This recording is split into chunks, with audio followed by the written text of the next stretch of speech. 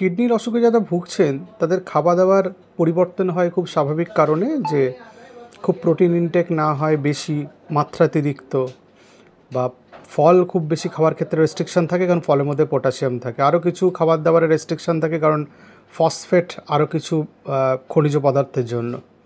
এখন অনেক মানুষেরই প্রিয় খাদ্য ফল, এবং কিডনির অসুখ হলে ফল খাওয়াটা কমে যায় এবং তাতে একটা মানসিক অশান্তির মধ্যে ভুগতে থাকেন। কিন্তু সব কজনেরই, যতজনের কিডনির সমস্যা আছে সবারই তো একই রকম গুরুতর নয়।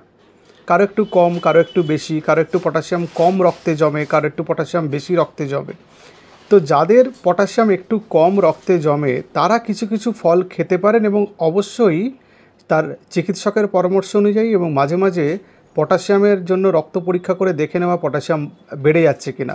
কারণ পটাশিয়াম যদি খুব বেশি বেড়ে যায় সেটা অত্যন্ত ক্ষতিকারক হার্টের জন্য এবং কিডনির নিজের জন্য। সেই জন্য আমি বলি যে কিছু কিছু ফল আছে যেগুলোর মধ্যে পটাশিয়াম কন্টেন্ট একটু কম, যেমন আপেল, আঙুর, ক্র্যানবেরি, ব্লুবেরি, স্ট্রবেরি, ওয়াটারমেলন মানে তরমুজ, কিন্তু এদের জলের পরিমাণটা খুব বেশি থাকে, যাদের জলের রেস্ট্রিকশান থাকে তাদের একটু কম খেতে বলা হয়।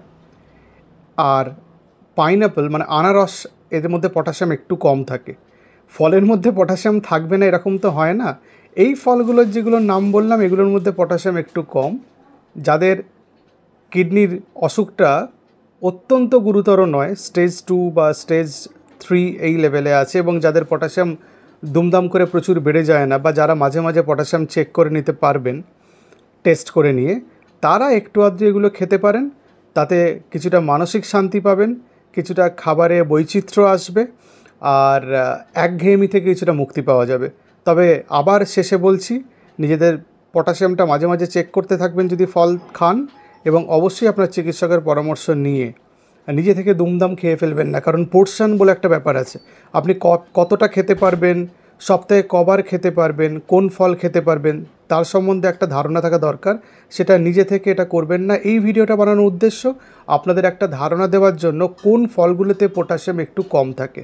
সব ফলেই পটাশিয়াম থাকে, কিন্তু যে ফলগুলোর নাম বললাম সেটাতে পটাশিয়াম একটু কম।